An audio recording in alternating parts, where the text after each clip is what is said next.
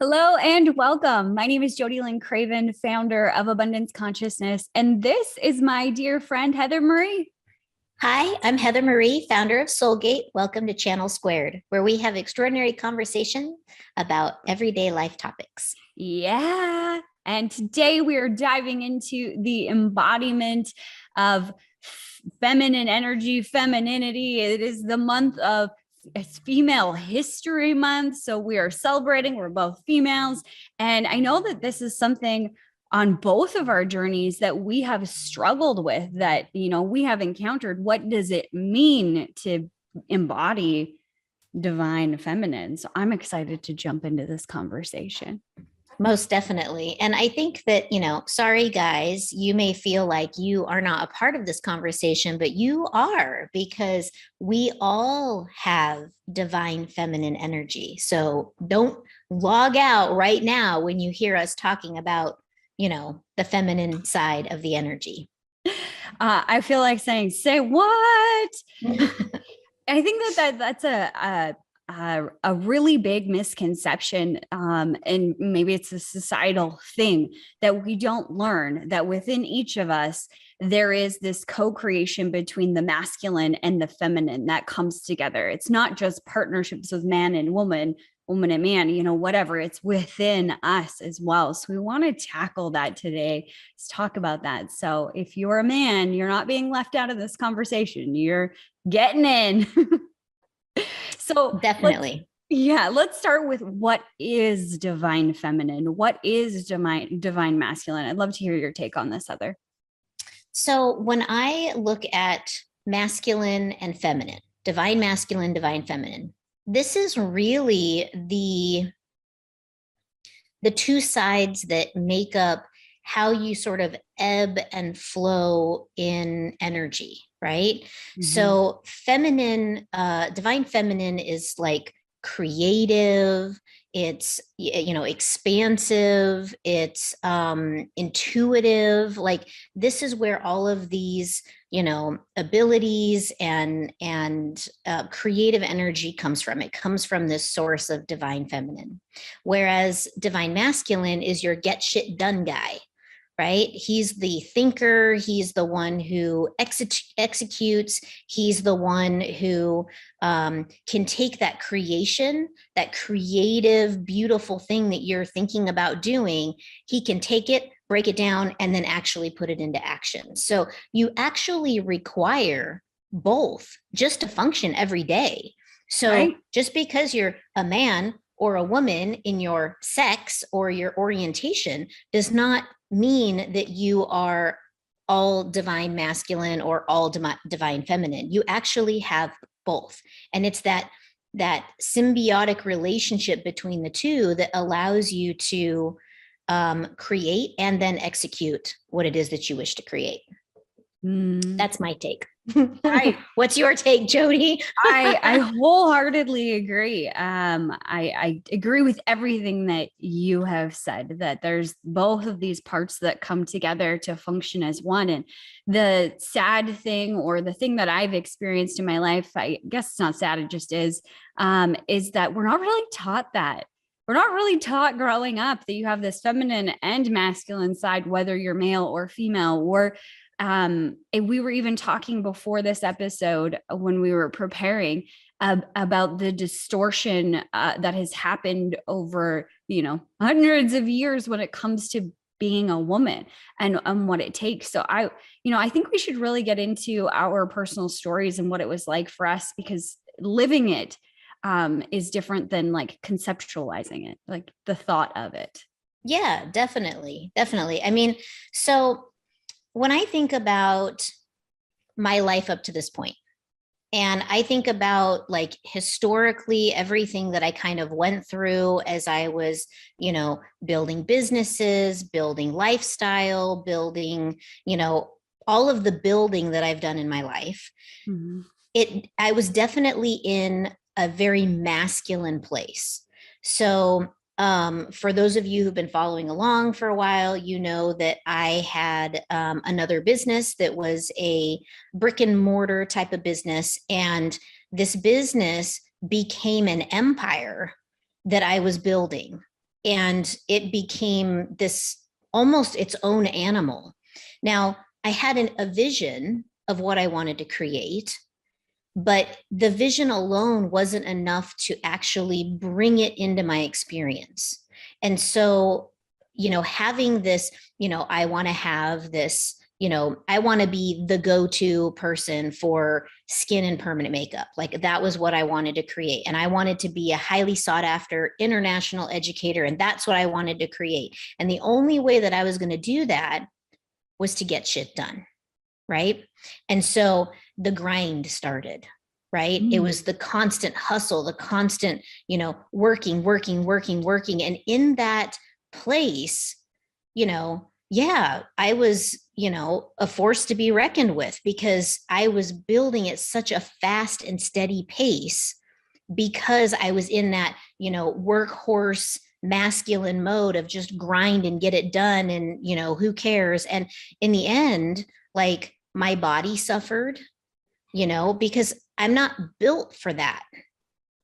Right. Not only does it go against my divine feminine nature of like ebb and flow and like go with the cycles and, all of the things that are me uniquely as being a female body, but it wasn't sustainable. Mm-hmm. Staying in that masculine building mode was not sustainable. And in the end, it started to break down. And then I was fighting to hang on to it because I was still trying to hang on to that masculine energy. But the reality is, if I would have just stepped back for a minute and said, okay, we coast, get back in touch with who I am as a woman, get back into touch with my divine feminine energy of creation, I would have had the foresight of saying, maybe it's time to bring in help. Mm-hmm. Maybe I need to create this for lots of people, not just me. Mm-hmm. Well, and I think that growing up in business, I think that's literally the belief that I had, is that I had to be more masculine to build it, to be able to sustain it, to build it, to do all these things. I have to hustle, I have to grind, all of these things. And the leaders that I was looking to for guidance, support, inspiration, all of these things were all male. I remember when I first started my brokerage business, there was maybe 2 females in the office. And so I truly at this like really deep down level believed that I had to be more like a man. And I'm going to be really transparent and really vulnerable. I wished that I was born a man for that reason. Like I felt this hurt for being born a woman and having this disadvantage, and all of these are limitations of my mind. And I want anybody that's watching that to hear that these aren't true. But we have been suppressed, or women have been suppressed for so long in the way that we do things or how to do things. So I thought that, I needed to be more like a man. And, darn it, I was going to do whatever it took to be more like a man. And when I say that, I mean less emotional, more steady, more stern, that control piece. And this is how it showed up for me. As someone else's experience may be different, but just this drive and this hunger and, no coloring outside the lines. There's only one linear path to get there. And it was cutthroat. And I was all of these things. And I was also dying.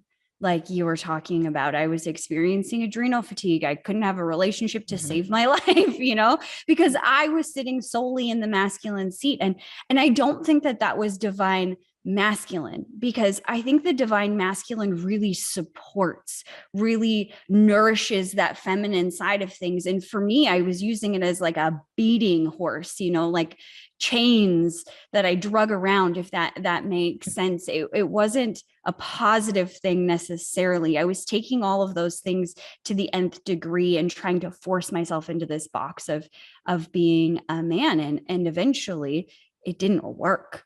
And I was experiencing all of these things and I couldn't do it anymore. And I don't think that that's the only way to build a business.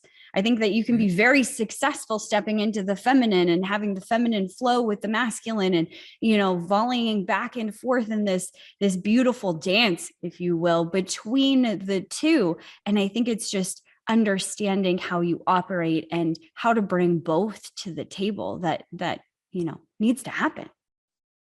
Yeah, and I think, you that's really beautiful how you put that, about them working together, right? Like in partnership, like in unison, one working to support the other, because it goes both ways, and I think that that's really important to really capture, it works both ways. So if you're a man and you're listening to this, and you're in that, strong, got to get everything done, kind of vibe, and you're feeling maybe stumped in your creative essence, that is your divine feminine, the womb of creation, it really is a dance between the two sides. And if you get them working together, you're unstoppable, right? You have all this creation and you have all this execution and you have this support on both sides. This one may be like, oh, I want to do this thing. And this one's like, oh yeah, let me help you build it. Let me support you with the thought process and the checklist and everything like that. Exactly. Beautiful. Yeah. And for me, I didn't know what feminine was. And that sounds really embarrassing. But I didn't know. I honestly, I don't know if you've ever seen that commercial before, but it's like a commercial of kids, and there's girls and there's boys, and they ask the girls and the boys the exact same questions. That they say, I want you to show me how to run like a boy. Now show me how to run like a girl.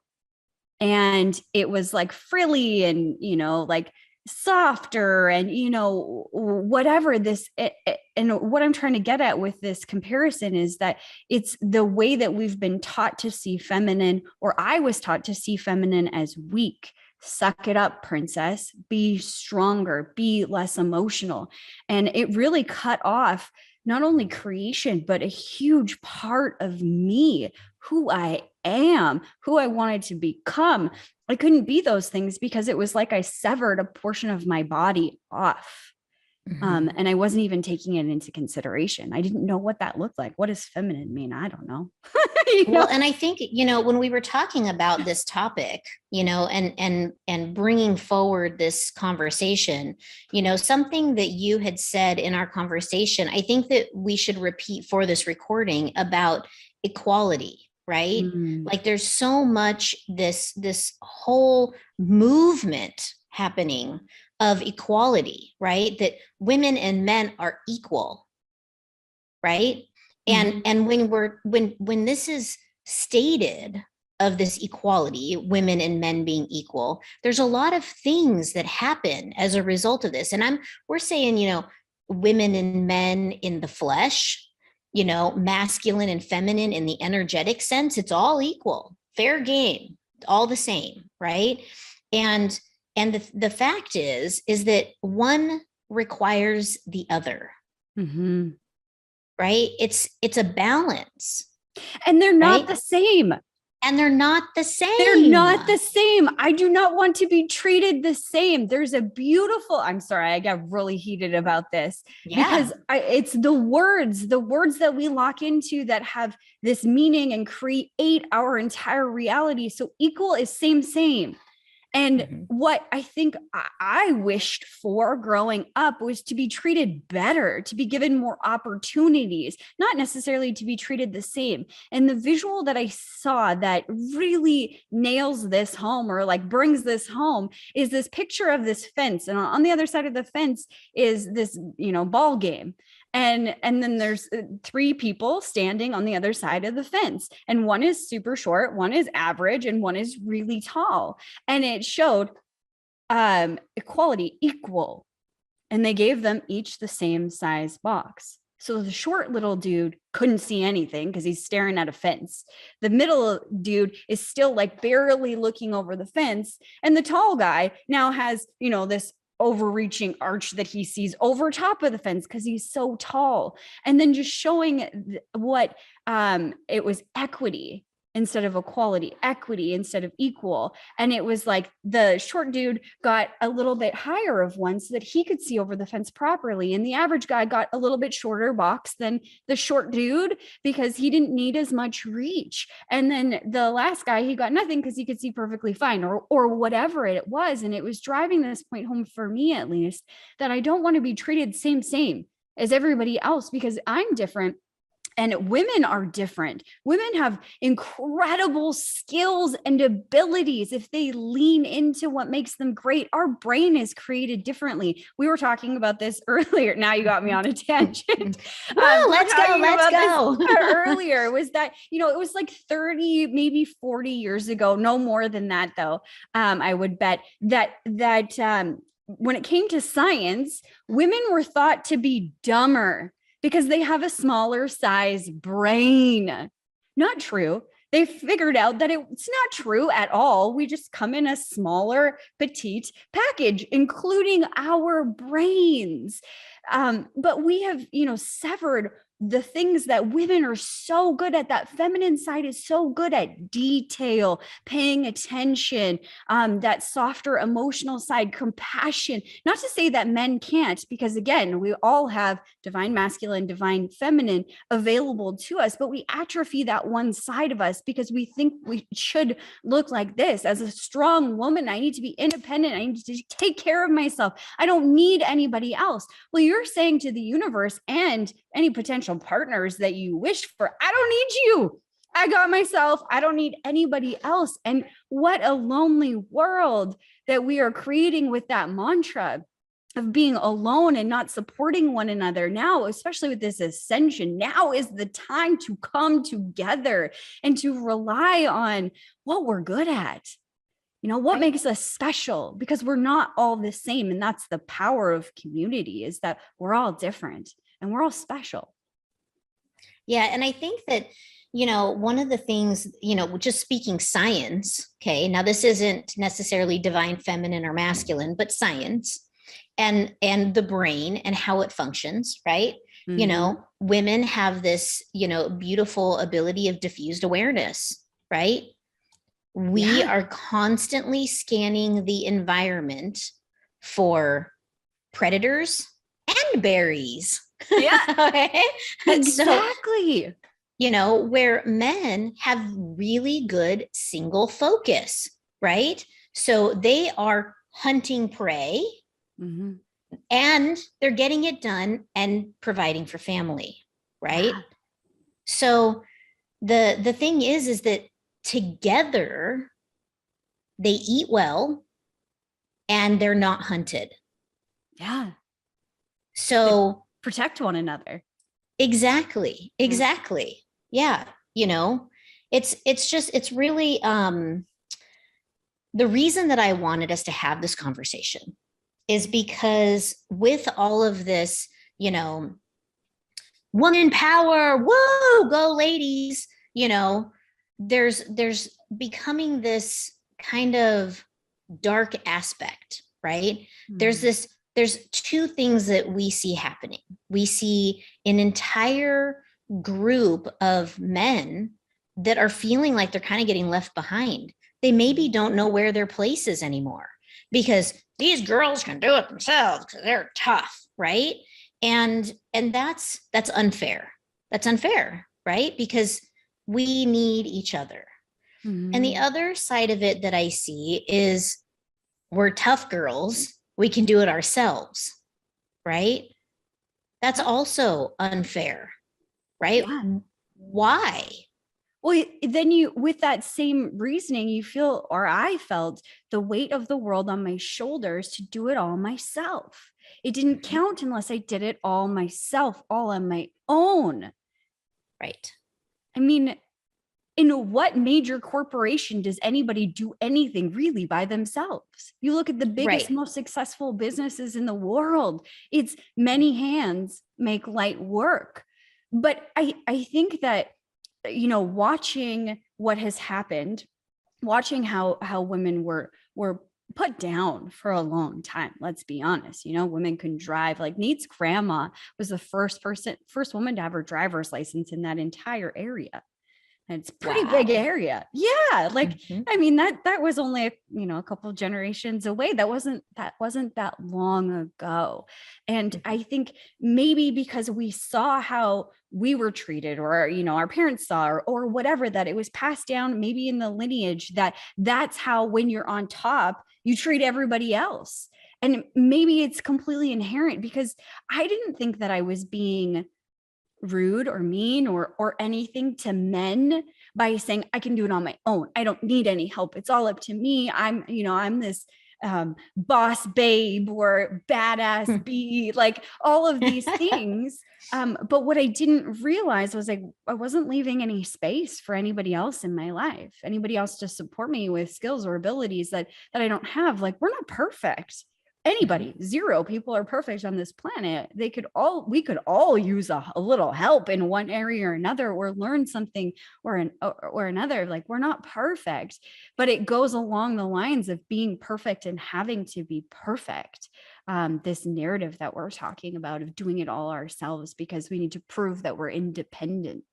Like, it's some bad thing for somebody to take care of you, to hold you, to support you, and whatever that looks like, and however that changes or morphs out of within yourself, as well as within your partnership that you're in.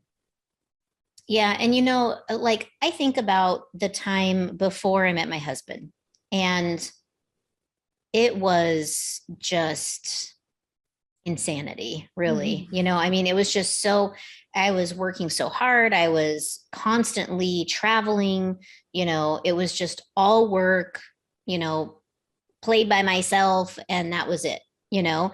And I think that if I would have continued that when we first started dating, I don't think that the relationship would have made it, to be just completely frank. Mhm. He is extraordinarily supportive. And maybe I'm wrong about that, but I wouldn't have wanted to be with me. Like, I say that to truly. Nate all the time. I wouldn't have wanted to be with me. I would have been like, you can't even make time for me. Like, why would I want to be with you? Yeah. You know? And so, and it's because, energetically, I was completely unavailable Mhm. because I was too busy being both. Yeah. I didn't need him. Yeah. There was no room in my life for him. And so if I didn't create that space for him to walk into, he would have been like, what am I even doing here? This is a complete and total waste of my time.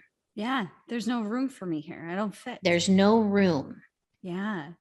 You know what?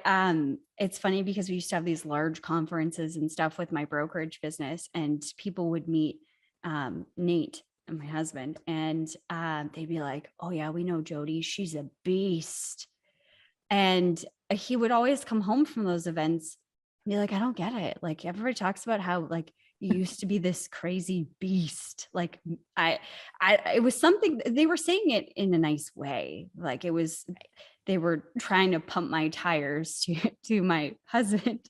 But he's always like, "I'd like to see that side of you," like, out of curiosity. And I say the same thing as you believe with Quinn, that there's no way, you just wouldn't have fit into my life. And Jessica said in the chat, it's easier for me to consider divine feminine and masculine as energies, not genders. And same as this conversation that we're having about our spouses, for me, I completely cut off that feminine side of me. There was no room for her. There was no room for her to be a part of the scenario. And that's just as devastating, if not more devastating individually, than cutting yourself off from partnership, whatever that partnership may look like for you. But I was literally cutting off that piece of me, like I had severed my body into two, and I refused to admit that she existed, that feminine side existed, because I didn't find it valuable. It's so I feel so shitty saying that, but I didn't find it valuable to be feminine in any sort of way. I thought it was a curse. And the transition through that taught me a lot. I have way more compassion for women than I ever have, because I went from that space to seeing how beautiful that feminine side is. Like women as a gender, they create babies. Like that is absolutely insane, that they grow a whole new organ and then support life. I think it's so beautiful. And I rack my brain on what would have happened to me in my life, how life would look different if I wouldn't have accepted that piece of me that was missing for so long. I Yeah. think that, something that's really, that I think we should talk about is how masculine and feminine show up in the opposite sex, right? So Yep. let's talk about the men here. And we have like the chat is just blowing up. So we will definitely get to you girls, don't you worry. For the guys that are watching, they are taught at a very early age to suck it up, be tough. Men don't cry, right? Men don't have these emotions, right? Mm-hmm. And emotions come from, in the human experience of whatever has happened, right? Mm-hmm. Emotions are human. The soul doesn't actually feel the emotions. The soul gets to experience the emotions because of the humanity, right? Yeah. And so, for men, they are taught at an early age kind of to separate themselves from that, emotional experience that their divine feminine may be able to reach in and touch. And it's unfortunate because, this mask of masculinity that men are wearing is keeping them hidden from something that's truly creative and beautiful and universal. This is the universe of creation in an energetic form. Mm-hmm. So, I you know beg you men that are listening to get in touch with your divine feminine, because Mm-hmm. as we're moving into this, feminine energy, this Aquarian energy, how extraordinary the things that you can create by tapping into that energy. Mm-hmm. Okay, let's look at this chat because it's like Yeah, it's blowing up. I wanted to say, while you're kind of just reading that for a second, something that popped into my mind is when I was so masculine and I had, cut off that feminine side of myself. And I think it's similar when men do this as well. When they're super masculine, they cut off that feminine side of themselves.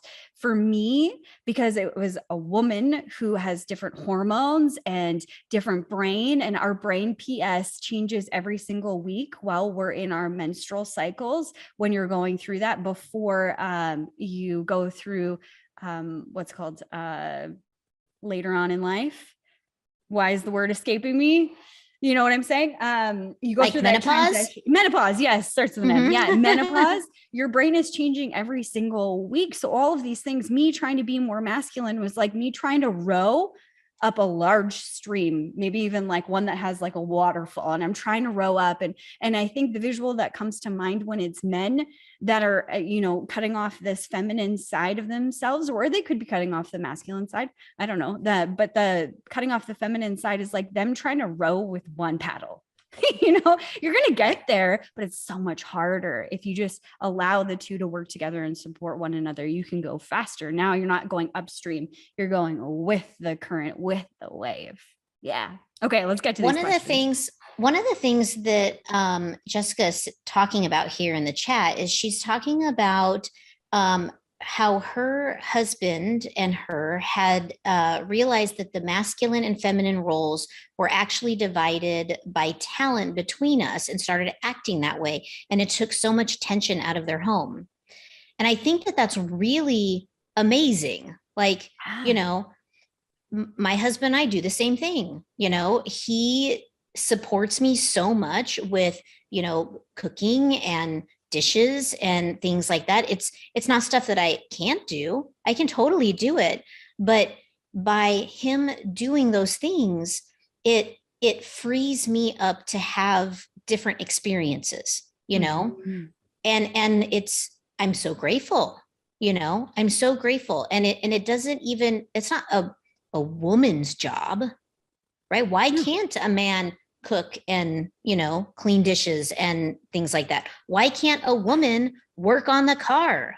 can Right? if they like to. Yeah, Yeah.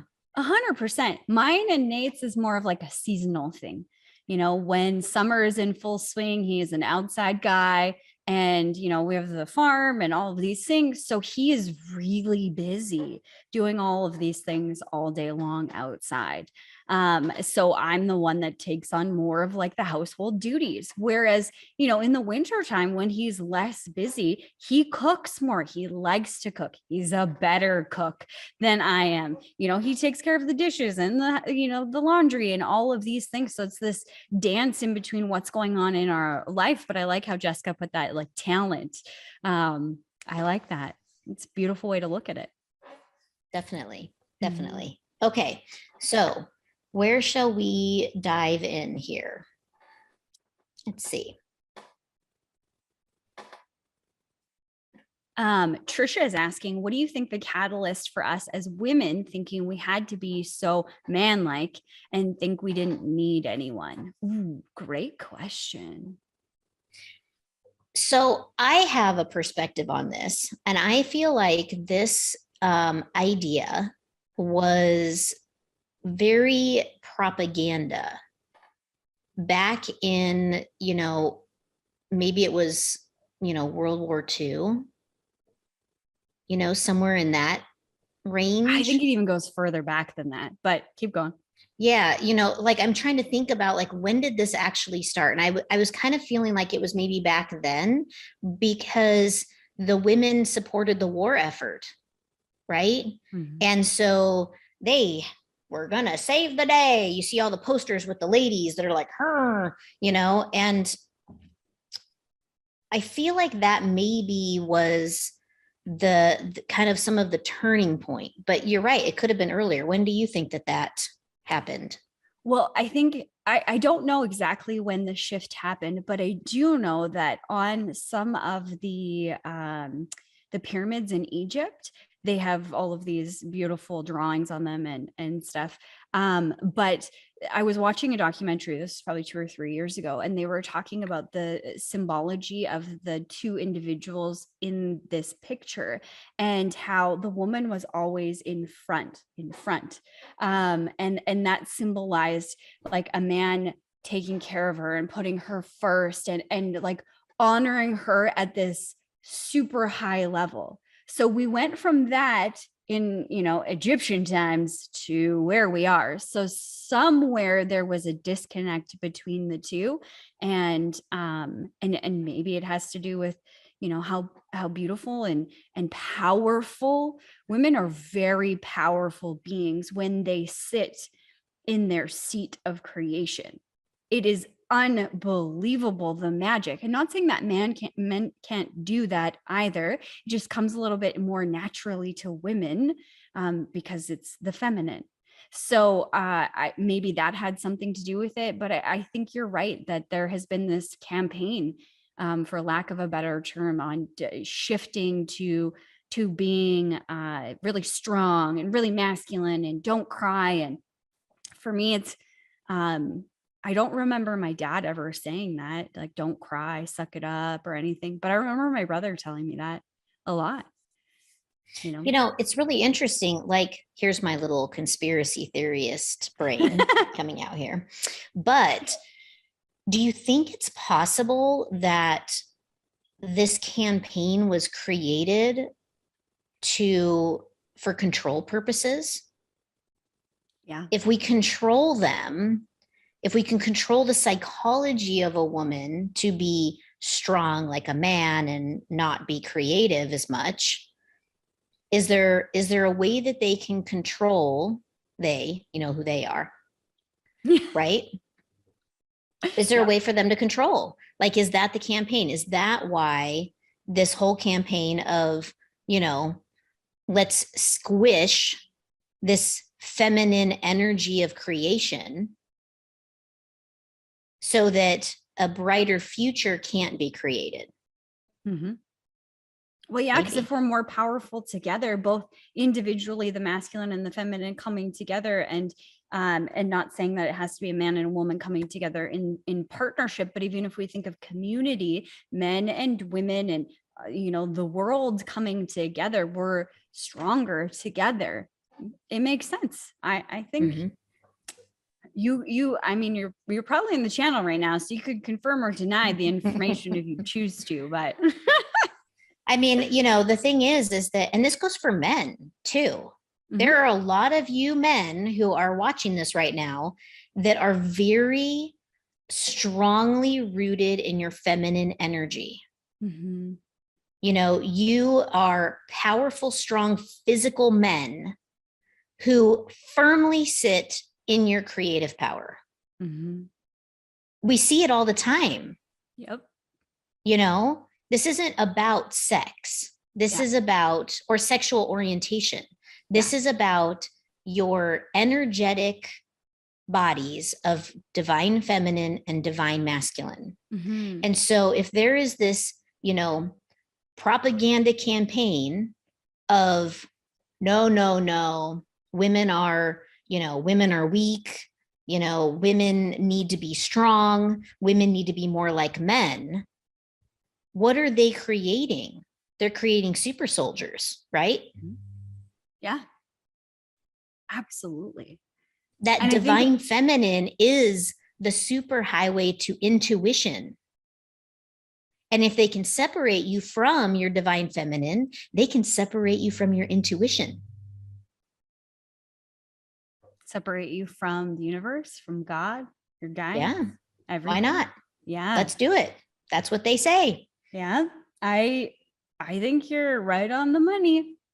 I Mhm. think it makes sense. And I think it's really interesting too, just reflecting on this as we're having this conversation, that we both have manly men, Mhm.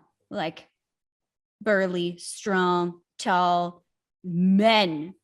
And yet Right. they each have their own feminine attributes. Like Nate, I Mhm. can't speak for Quinn, but for Nate, he loves to nurture, whether it's through food or through growing Mhm. plants. He likes to be silly, and that is him sitting in that creative seat of Mhm. feminine. It's beautiful. Well, exactly. You know, Quinn, you know, is a, you know, he lifts weights. He's a tough guy. He's incredibly intelligent.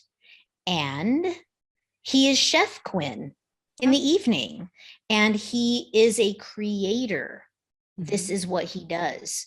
He Mhm. has the power to create anything and everything for not just himself, but for anybody else that wants the support. Mhm. He's someone who's so in touch with that creative, divine, feminine self that he can manifest things for other people, Mhm. right? So, I mean, just because you have a physical body doesn't mean anything. Yeah. It's 100%. about the energetics behind it. Yeah. So, Agree. Jody, tell us about the dark side of divine feminine and divine masculine. Mm, the dark side. I don't The feel dark like side. I think it's uh, it's from a place of disempowerment, like disempowering yourself when it comes to that. When I think about the masculine side of things, just some examples would be like cutting yourself down, being super rigid. On the feminine side of things, you know, being I on the feminine side of things, it would be trying to think of a tangible example that I can give you of like a toxic feminine trait. Nothing is coming to my head right now. I just Okay. drew a big blank. I mean, I think that some of the, the toxic side of divine feminine would be where you maybe, I don't know, think that you're better than others, Mm. right? Mm-hmm. Because, as divine feminine, she's the best, the ultimate creator, Right.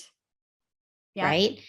Even striving for perfection, that is a toxic trait, and us as women, Exactly. we do. Thank you for Yep. filling in the blanks here. Yeah, I mean, Yeah.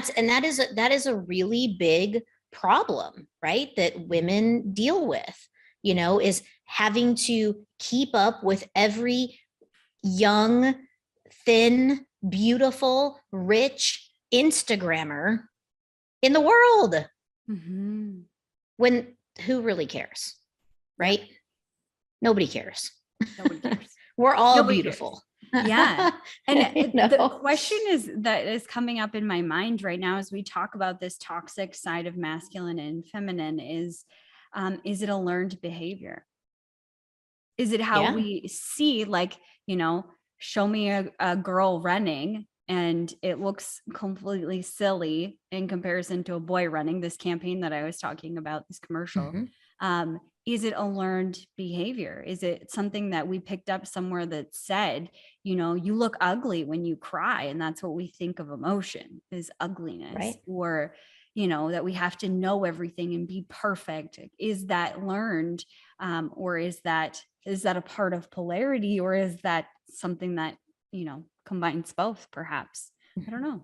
You know, Trisha's asking a question here. Is gossip a toxic divine feminine trait? And I think that's a really good question, because I think a knee-jerk reaction would be to say, oh, yeah, absolutely. But I think no. And the reason that I think no is because it goes back to a primal instinct of where are the best berries at? Which Yeah. plant is poisonous? Yeah. Hey, I just moved into this cave. Can you tell me where to find the clean water?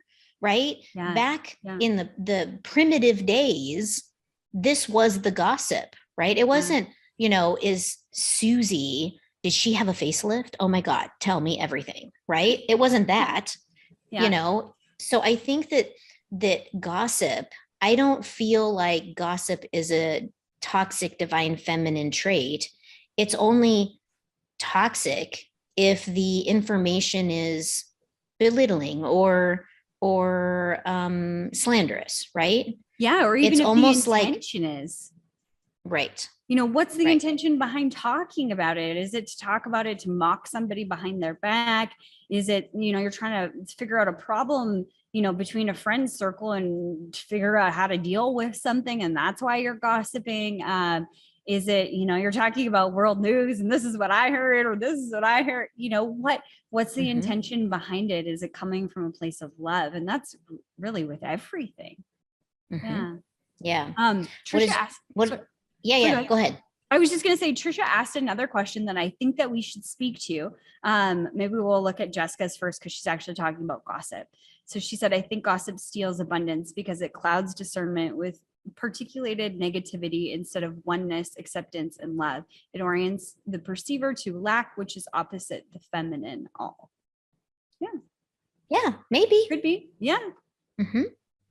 I Yeah. think that there is more than right and wrong, or black Right. or white. I think that there Right. is a lot of shades of gray, and it really depends on the seat that you're sitting in that moment. And that's why I always try to give people, when somebody has done something that has hurt me, I always try to give them the benefit of the doubt. If they didn't show up or they didn't do, what I thought that uh, they should, I always look at it from that space. Like, maybe their intention wasn't coming from the place that I see it. Like, what other possibilities exist? Yeah. Mhm. Definitely. So Trisha had asked back, I gotta scroll back into all the comments here. I'm loving this. It's blown up. How did you open it back up? And I think this is really important as we're, counting down the time here. How did you, Heather, open yourself back up to this feminine side? after you were so masculine for so long? I just choose. I chose differently. I took a moment and I reflected on my way of being, right? So, I had this beautiful, like amazing man enter my life. And I very quickly had to assess, do I want this in my life? Do I want this beautiful human, this beautiful soul that has presented themselves to me? And if I do, what am I going to do to allow this relationship to flourish? Right. Mm-hmm. And I looked at my life and I was like, this is not sustainable. This is not healthy. This is not me being me anymore. I just really took a good hard look at my life and how I was living and the experiences that I was having. And I'm like, is this enough for me? And then I chose. I said, I choose differently. I choose to have a bigger, more expansive life, one where I get to be me, the goofy weirdo that, runs around and is silly all the time, the overthinker, the overtalker, the oversharer, like this is who I am. Right. And I couldn't be those things in the current vibration that I was in. Mm. And so, I just chose. I said, I choose differently. I want this instead. Yeah. And it turned on. Wow. Mine was not that easy. Oh. I didn't know what feminine meant.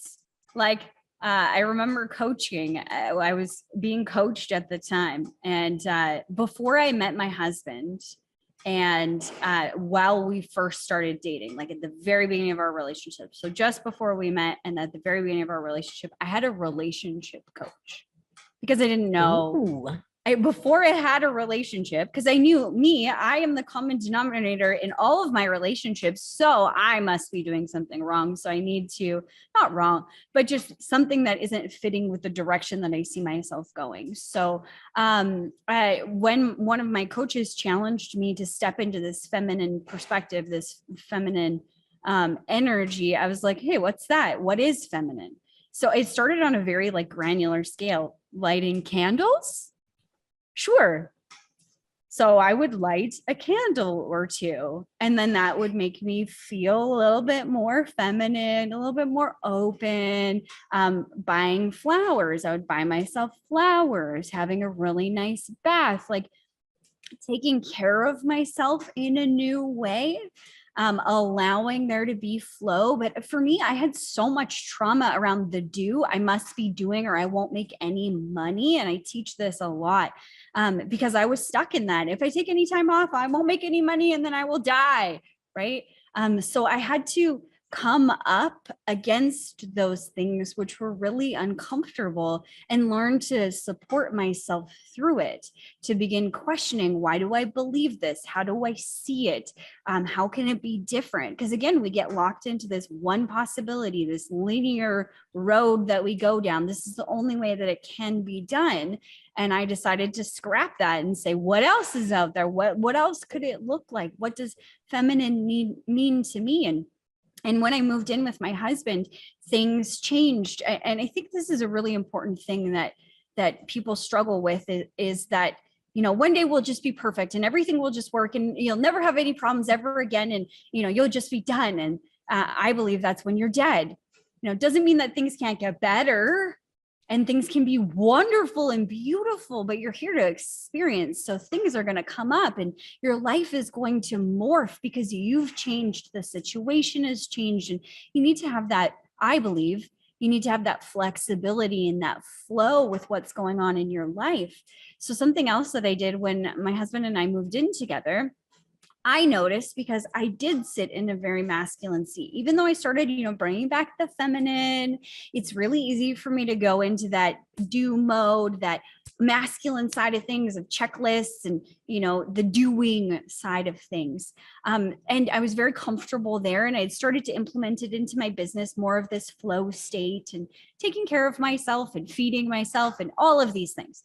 But what I would notice is that I would come home and I'd still be a boss. Like I'm still in that masculine seat. If there's two drivers, I think Allison Armstrong talks about this. In the car, there's two seats, masculine seat, the feminine seat. You pick one, right? And my husband is very like burly man and strong masculine dude. Not that he never takes that feminine seat, but that's where he wanted to sit, was the feminine. So I'd come home from work and we would butt against it. Like I'm trying to tell him what to do and try and control the situation. And, I was jabbing him with all sorts of things, and it was causing this friction in our relationship. So I really had to step back and ask myself, how can I transition? Because I wanted to sit in the feminine seat. I want to be taken care of, and I want to be cherished, and I want to feel that flow and that ease while I'm in my partnership with him. That's what I desired most. So for me, I had a routine when I would come home.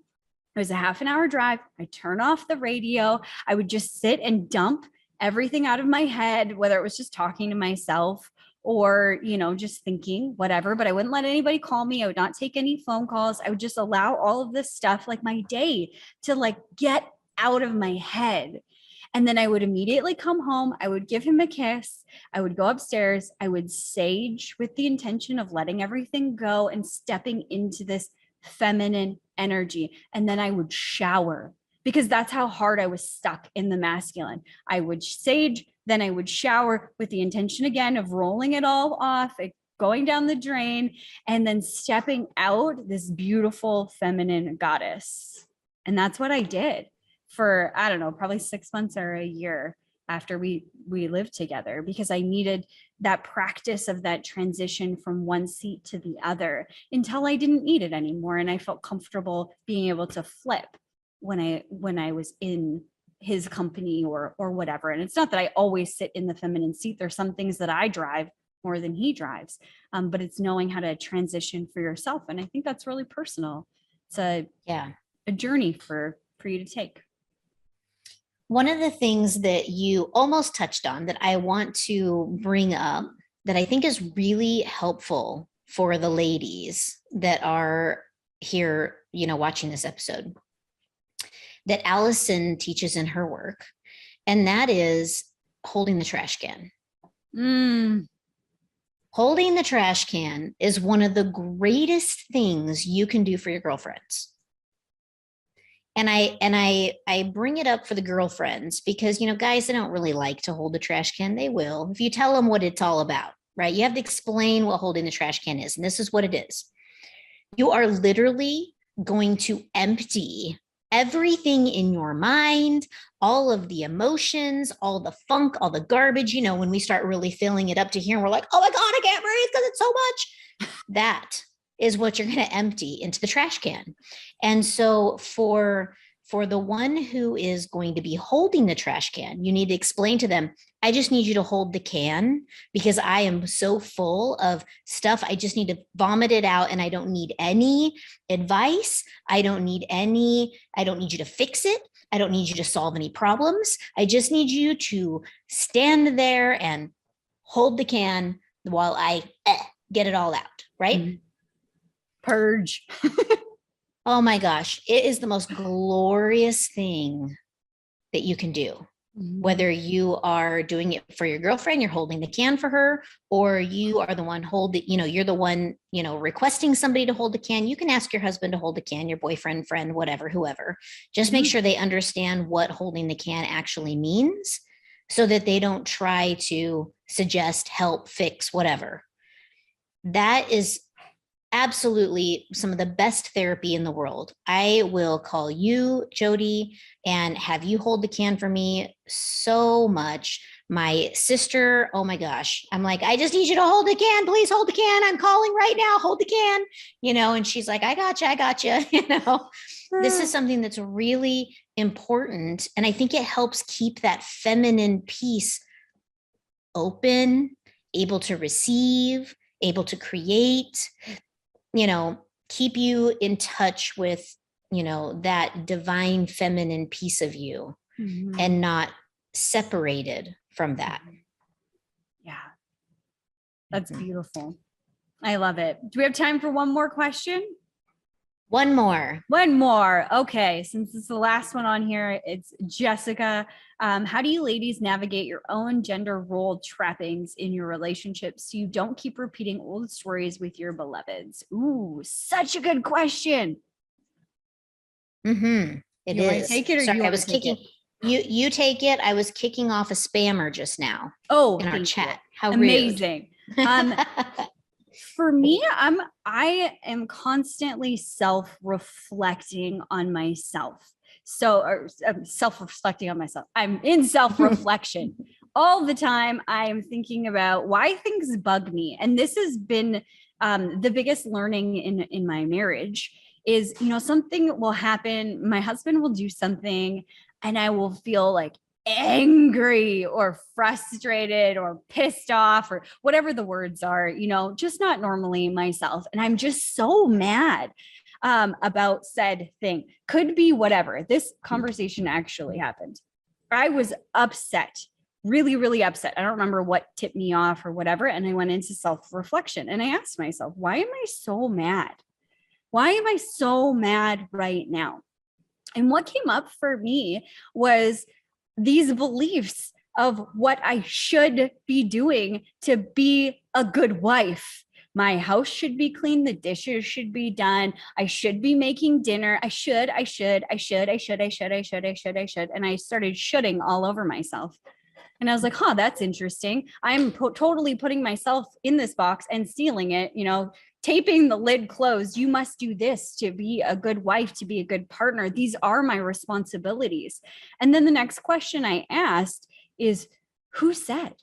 Like, I figured out what the expectation is that I held for myself, or that it was making me feel gross, and I was putting it on my husband. He expects me to do all these things. These words came out of my mouth. And then I really stepped back and asked, well, who says? Like, did he say to me physically at some point in our relationship, Jody, I expect you to do this and this and this and this and this? No. And then I did the really courageous thing and I asked him, with me as your partner, what do you expect from me? Do you expect me to do the dishes all the time? Because I run 2 businesses. So I'm really busy. I'm as busy as I want to be. And I also like to relax and now like sit back in this feminine seat that I've created and I'm so comfortable with and enjoy my life and play and do all these fun things.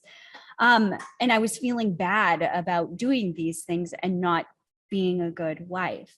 So I asked him that question, what do you expect of me as your partner? And he said, nothing. I want you to be happy, whatever makes you happy. And I'm like, so you don't expect me to do the dishes every night or cook you dinner or whatever? And he's like, no, if you're busy, shouldn't I make dinner? I guess so. If you're busy, shouldn't I clean the dishes up? And it was like this mind-blowing moment for me because it was a realization that I set the expectation for myself, that I put the burden and all of the pressure on myself. And I was the one to release it by simply questioning it. And sometimes it still comes up, you know, when my house gets a little bit messy or whatever, things change, you know, life changes. So I'm constantly asking these questions of myself. What is an expectation that he, my partner, has set for me, that he desires for me to do, whatever that is, versus what am I doing to be perfect myself? Or, you know, what expectation am I trying to live up to that doesn't fit the life that I'm creating? That is so huge. That is so huge. That conversation is pure gold, right? Yeah. It's you got to have these communications, Yeah. right? Not just with your partner, but with yourself. For those of you who aren't in partnership right now, you know, what is your expectation? That always perfect person that lives inside your head, Right? what is she expecting, or he, for the guys who are listening, right? Yeah. Like, what is their expectation? Yeah. And is that something that you're up to? Do Or you that you want even to? do you even want that? Do you want a Exactly. house so clean you could lick the floors? I don't care about it that much. Right. I no. I think germs are good for people. Not that I have a disgusting floor or anything, but I'm just not willing to like that. That standard isn't important to me. I'm choosing to have this standard instead, and it goes back to what you were saying about choosing the feminine. It's also choosing the role that you want to play and what is going to serve you in your life. What's going to empower you? What's going to support you? Exactly. Exactly. This is probably the most conversation I think we've ever had on our live. There's so Right. much here. It's all just such gold. I don't know if this conversation transfers over when we post it or not, but it's just wonderful. And I highly encourage for future episodes for you to come and see us live, because you get to be a part of the conversation. And this was really wonderful today. And I thank you all for coming and sharing with us your thoughts and how you see things. And it's really just super beautiful. And I love our little community that we're growing here. Me too. If you like the video, be sure to like it. Be sure you subscribe. Subscribing is important, everybody. Please subscribe. Yeah. And share with a friend. Yes. Share. Yes. Exactly. Next week, we have Calling All Star Seeds. It's going to be a channeled message from the divine, from our guides, to all of the star seeds on this planet, the ones that feel weary and possibly weak at this time, and what our guides have to deliver, the message that they have to deliver to all of you of hope and inspiration to continue to keep going. So that's next week. We're so excited that you're here today. Thank you for being here, and we will see you next week. Same time, same place. Bye. Bye.